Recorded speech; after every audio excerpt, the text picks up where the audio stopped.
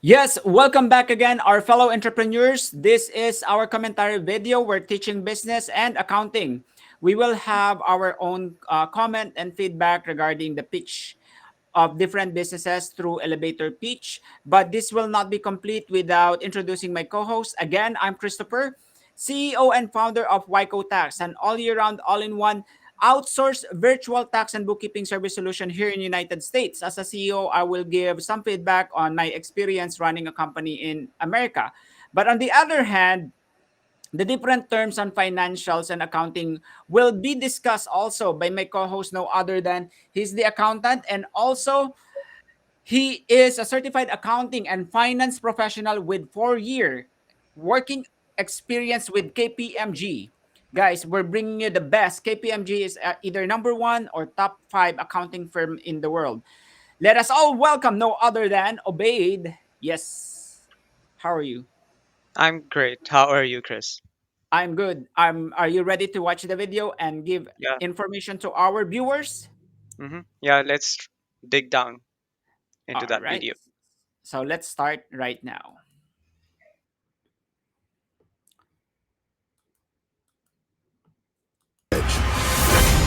Welcome to the boardroom. Hi, I'm Kim Perrell. I'm a serial entrepreneur, top angel investor, and best-selling author. I'm Mark Randolph, co-founder of Netflix and 6 other companies. I'm an investor, a mentor, and host of the That Will Never Work podcast. I'm Sean Neff, an entrepreneur, investor, and advisor. My name is Peter Goldberg, a founder of PLG Ventures, which is an early stage venture capital firm, and the host of the show. I have noticed, Obey, that there are different type of investors. There are angel investor, there are venture capitalists, and there are also private equities. What do you think are the differences of those? A venture capitalist and a private equity. I mean, venture capitalists are more on to. I mean, they actually do it with a pool of funds from other business Mm-hmm. people. Like they have different entrepreneurs all around who have pool of funds invested into their venture funds, which they actually do it like portfolio management of that those ventures. So when the entrepreneurs actually pitch their ideas, so they would be actually investing those pool of funds into the business, And whereas the we're capital. Yeah, we're talking Yeah. about million of dollars investment here, right? They're not entertained like 200,000. They're talking about millions in the terms of a hmm $1 million profit. yeah, That's what I know. yeah. And then And a angel capital. investor. Mm-hmm. Yeah, angel investor is more likely who is investing more of his own funds or the funds from the business he has established. So this is the basic difference between these two. Mm-hmm. How about the private equity? I mean, a private equity is more of a angel investment as well. I mean, in this case, the private equity, it's more on the basis of a person who is investing.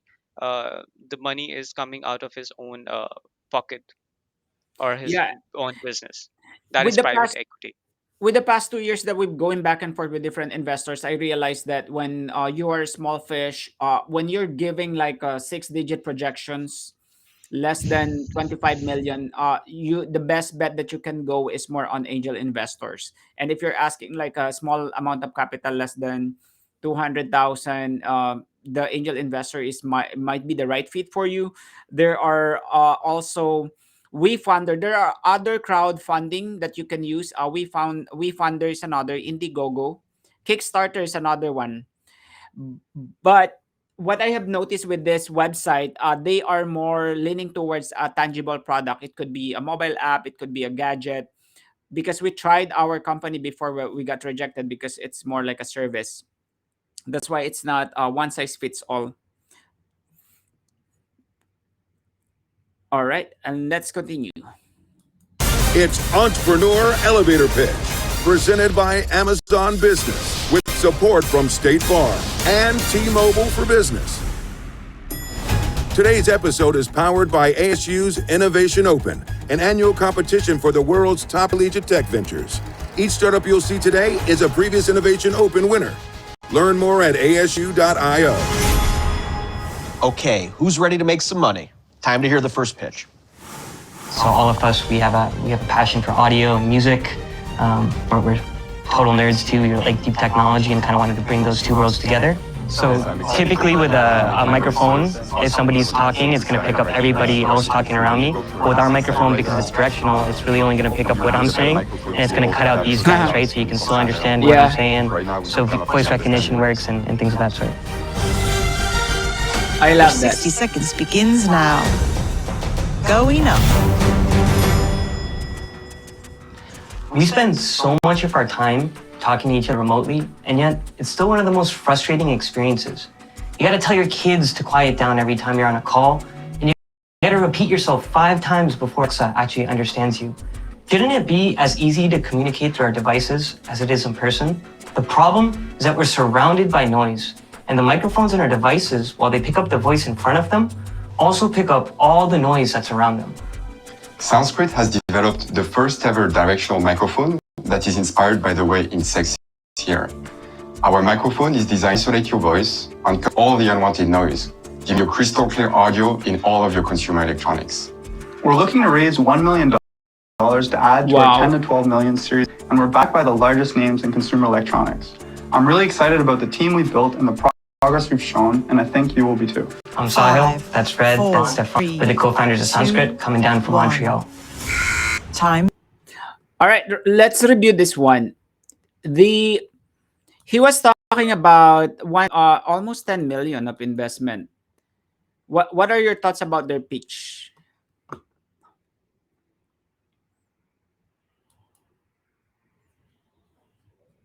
You're on mute. Okay, they did a quite a good pitch actually. They hit all the boxes that were actually required in a good pitch. They actually did a good presentation about how their integrated mic is actually working, and they actually provided what they are asking for, and what's the proposition of the usage of this integrated mic into future technologies. So I think they did a pretty decent job in pitching. I think, you're going to answer it later, but this is my thoughts, my 2 cents about their presentation. With the unique selling proposition, because whenever I check with the business plan of our clients because of their financials, right, the first thing I'm checking is the unique selling proposition, the USP. But when they said the noise cancellation, you have an iPhone. Guys, you have an iPhone at home or Android, and there's a feature already of noise cancellation. So that is something that I felt like there's already been like that in the market when you buy an AirPod. So that is something that might there be indirect or direct competition. The asking amount is so much, so they need to really have some sort of traction, because this is like 1 million to 10 million. Then the next thing they're going to ask is it overinflated or business overvaluation or undervaluation in their business. So if I would be the investor, I would be checking on their track performance, about the history of the company, if they already have that kind of commitment letter from other investors valuing their company. So those are the checklist that I'm going to check. If there are already people that invested to their company. The second one is more a defined unique selling proposition. And then if they already have historical performance. And then the fourth thing that I'm looking is also if they already developed that kind of contract with or collaboration with other giant companies that could carry their product. But the ultimate question is, would they be in or not? Yes or no? What do you I think? I guess they would be the investor would let them in to the boardroom. Oh, by the way, before we continue, for me, they will be in because out of curiosity. But the next question is, do you know what Sanskrit means? Sanskrit, it's a form of music, I guess. Yeah, I encountered this when I was in elementary. I think Sanskrit is a form of alphabet, or like how they teach kids on how to read alphabets. It's a form It's of from A to Z something. So Yeah, it's an Indian terminology basically. yeah, I don't know if I'm wrong, Sanskrit. but Sanskrit is it's like more like where you write the letter in a stone, like tabula rasa. All right, let's continue now. Thumbs up. These guys seem like the real deal. I bet you this is also going to be a very expensive round if they're already raising 12. It's always challenging, I think, doing an elevator pitch with more than one or maybe two people, but I think these guys actually broke up the information pretty well. Yeah, I agree. I think it was clear, concise. I think it was very interesting. I thought they did a really great pitch, and it's interesting to see they've already raised. Well, it's time to vote, and we're going to find out if you guys actually want to hear more.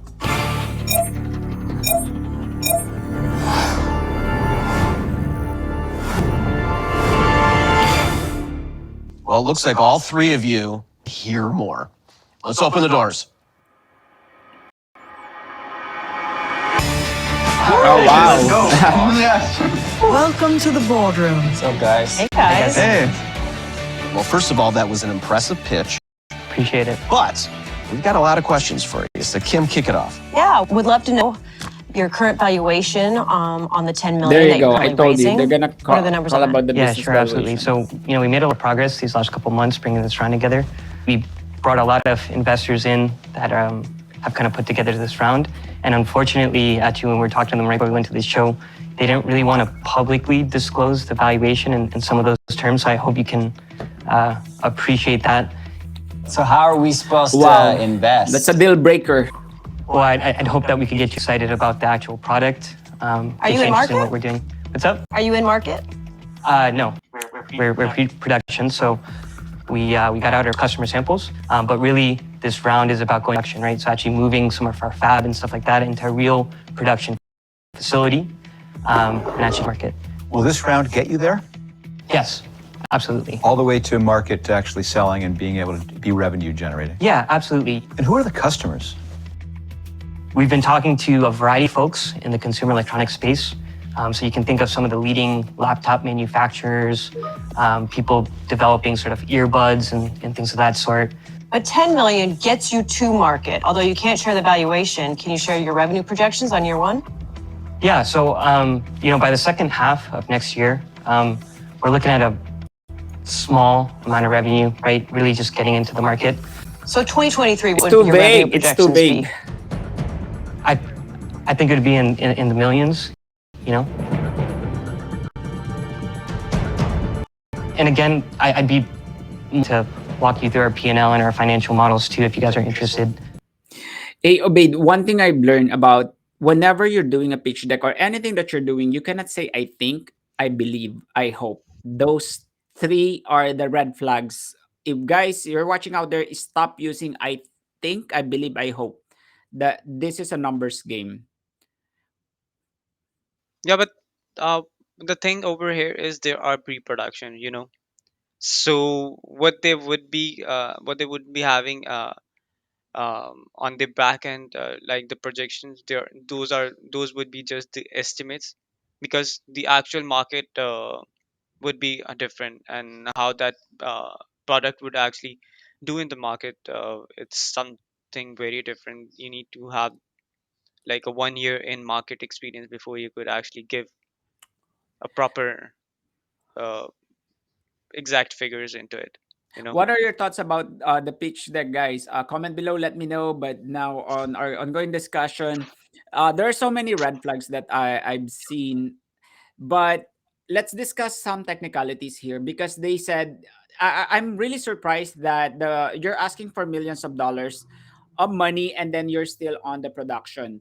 They're discussing about series. Can you tell us the different phases of asking for investment from pre-seed, seed to series? Hmm.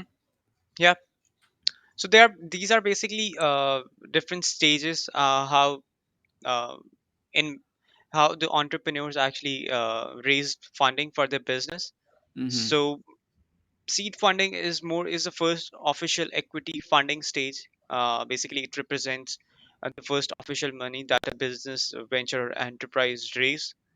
Um, as the name suggests that it's seed, so it's the basic first money that you get for the business from it. Either it could be a venture capitalist or an angel investor that tend to invest in your business. Mm-hmm. And after you get the seed investing, then there are series A1, A, B, and C. They also break down each stage into different portions, but these are the basic uh, stages of getting the investment. Series A funding is more on the when you're in the business for a particular, and you have a track record or a traction of sales, Yes. and then you would be getting more on the production, more for the production of the product to serve into the market. But this is how it is. I mean, once you get the seed funding, then you get the Series A funding, then you raise the Series B round, and then you raise a Series C round to just innovate or improve the product or the service that you're offering. Yeah, That's how it that goes. is Yeah. very well said, guys. For all of you that are watching and listening right now, this is where might take us as a business owner. Just to simplify it, remember the pre-seed. The pre-seed is doesn't have any sales yet. It could just be an idea and production or development.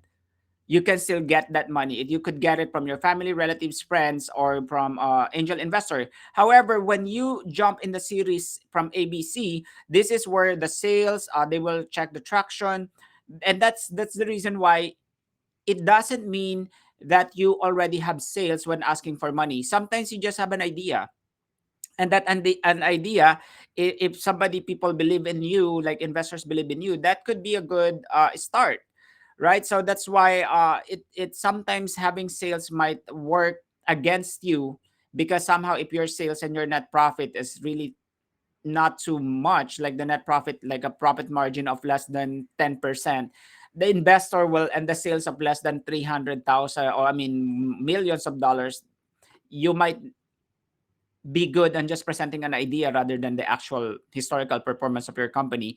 But then, thank you, Obaid. Let's continue watching. But I don't think they're gonna get it. But let's see. This is interesting, but I'm just not sure how we can make any progress. I won't speak for any of you. I certainly can't make an offer to be involved for something I don't know the price of. So, I can tell you right now, I'm going to back away. I'm with you. I just how are we supposed to make an educated decision on investment without understanding the value of the company? So I'm out. Maybe I can just jump in. In the last two, we didn't know where the round would be, right? We just know we need 10 million to get to production, so we can start selling this to people. Clearly, there's a need for it, and there's an opportunity there, but we can't discuss it here publicly. I think Mark was being kind, okay? Because this is ridiculous, right? You can't talk about valuation. You can't talk about who the strategic partners are. You won't talk about projections. Everything is top secret, NASA confidential, CIA here. How could we even do anything that's an intelligent discussion other than having an infomercial for you? Let's be serious about it, right? So maybe we can try to break it down a little. So our technology is based on the 20 years of research by Professor Ron Miles, and he's studied insects his whole life, and he realized that insects have a better way of sensing sound compared the to pockets mammals. on his hand. They use hairs to sense sound instead of membranes. So we've got several patents from. This is a waste of time. Yeah. Sean, they're out. Do you have anything else? Yeah, no, I'm good. I had a couple questions around patent. I wanted to know who your other investors are. Again, I don't know. They don't. Did you see the guy's pocket? His hands are on the pocket. Yeah. Tells a lot about their non-gesture, that they're not willing to cooperate or disclose. Even the other guy that's crossing his hand, guys, whenever you're presenting, non-gesture is very important, because people looking at you. It's not just the word you say, it's the action you make during the presentation. I mean, they did it for a reason, maybe just for the publicity stunt, to get the to get to the eyes of millions of viewers that these people have the elevator pitch. Maybe they Exactly, are. and that's the Yeah. same thing that remember. But it doesn't stop you from presenting, because it's a form of infomercial, because what the other guy said, it's a form of infomercial for them. So that's why, do you think they're being strategic? This people, the presenters, they're very strategic, right? Rather than being strategic, they are too naive to get onto a public platform and not discuss about any financials. Oh yeah, that's the other That's my side of the perspective. coin. Yeah. Yeah, but for me, they know the gig. They know what the investors. They were not born yesterday. These guys, the Sanskrit men, they just want to advertise, right? They want to do the marketing, and that's I think they accomplished what they came for. Oh, Yeah, so look, anyway, I think we're good. I mean, look, That's fair. anytime you're gonna, like, you know why you came on here. Right. You came on here, you know there was a camera, Right. and you made practical decision or not practical decision Wow. to come in front of some investors and say, hi, this is my business, but I can't give you any of the information. It's like me telling you to drive to my house right now. You don't know where I live. Good luck. Well, in any event, I think you got the feedback. We all wish you the best of luck, but unfortunately, nobody has any of the information to make any sort of informed decision. So we're not going to be able to do a deal today. Sure. Thanks for that. Yeah. Thanks, guys. Cheers. Good luck, guys. Wow. I mean, they see it coming. Everybody knows it. They just get there for marketing. Well, that was a first thing. Coming into a pitch and then not telling you the price. It's ridiculous. What was the disgust coming into the elevator, knowing you were handcuffed from saying all these things, It's frustrating for us not to be able to talk about that. but you were asking for $1 million? You weren't asking for $25,000. Take a leap of faith here. Yeah. It was $1 million. Who would give you $1 million not knowing any of these things? Now, you guys seem pretty high risk takers, and we were hoping maybe to seduce you based on Well, the there's- excitement of the technology and the. There's high risk, and then there's jumping off a cliff with a blindfold. That's fair. So what are you guys going to do now that you still are looking for $1 million? You know, we still have a lot of investors who have been interested in this round. We have a lot of verbal commitments, and we're just going to keep, following up with those and try to get everything closed. There you go. I hate to love it, but I love to hate it. That's where I stand. What are your takeaways on their pitch deck, on their elevator pitch? I mean, they were handcuffed. I mean, not to discuss any of those information. The guy was right. I mean, nobody is going to give you $1 million without knowing any of those information. So Yes, they it's have a like, good technology, but yeah, no, it's not gonna work like that for them. but on my end, I mean, even they're saying about the technology. I think, guys, if you would like to pitch and then ask for money, there should be a four easy steps. Visualization is very important. One thing that they really did emphasize is to have that kind of experience, like interactive, while the other guy is talking and then the other one is pitching. So that's kind of like, okay, we got it within 5 seconds. Remember, in elevator pitch, within 5 seconds they should already see or visualize what you guys are selling. That's one thing that they're good at, more like an interactive.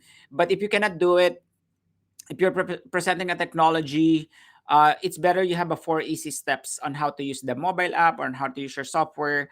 It could be your visual aid, or it could be like a PowerPoint or a video, interactive video that you can use.